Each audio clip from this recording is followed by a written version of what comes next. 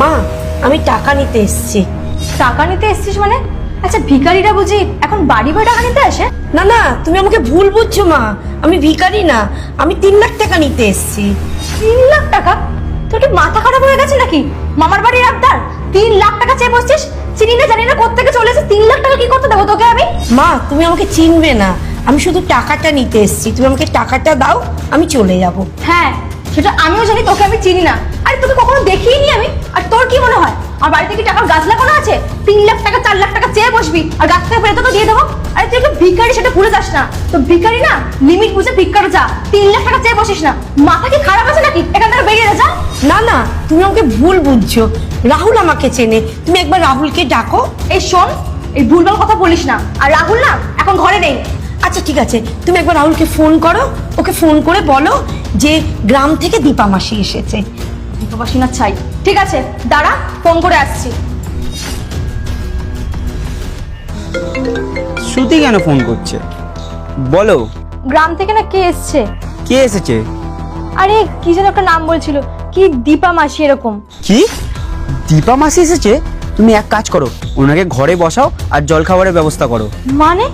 আরে ওনার জন্য আমি জলখাবারের ব্যবস্থা করবো? তোমার কি মাথা খারাপ হয়ে গেছে নাকি? চিনি না জানি না। ঠিক আছে, তাহলে জলখাবার দিতে হবে না, তুমি ওনাকে ঘরে বসাও, আমি রাস্তা দিয়ে আছি, আমি আসছি। ঠিক আছে, আসো।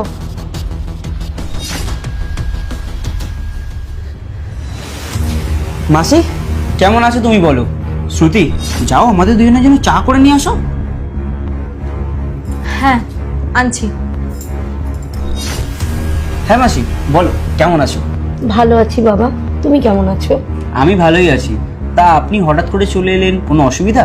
আসলে বাবা, ছেলেটা খুব অসুস্থ, গত 6 মাস ধরে ভীষণ অসুস্থ। ডাক্তার দেখিয়েছি, ডাক্তার বলছে ক্যান্সার হয়েছে বাবা। অনেক টাকা খরচা হয়ে গেছে, দেশের জমি জমা যা ছিল সব বিক্রি করে দিয়েছি। ডাক্তার বলছে 6 লাখ টাকা লাগবে সুস্থ হতে। বাবা, 3 লাখ টাকা কোনো রকম জোগাড় করতে পেরেছি বাবা। আর 3 লাখ টাকার জন্য আমি তোমার কাছে এসেছি, যদি কিছু সাহায্য করতে পারো। মাসি, আমার কাছে টাকাটা আছে, আমি আপনাকে টাকাটা দেবো।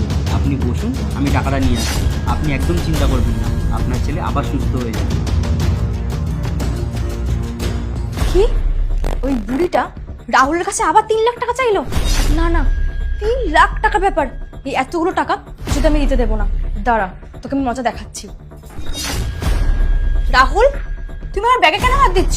আরে তোমাকে দুদিন আগে টাকাটা রাখতে দিলাম না, ওটাই নিচ্ছি। তোমার কি মাথা খারাপ হয়ে গেছে?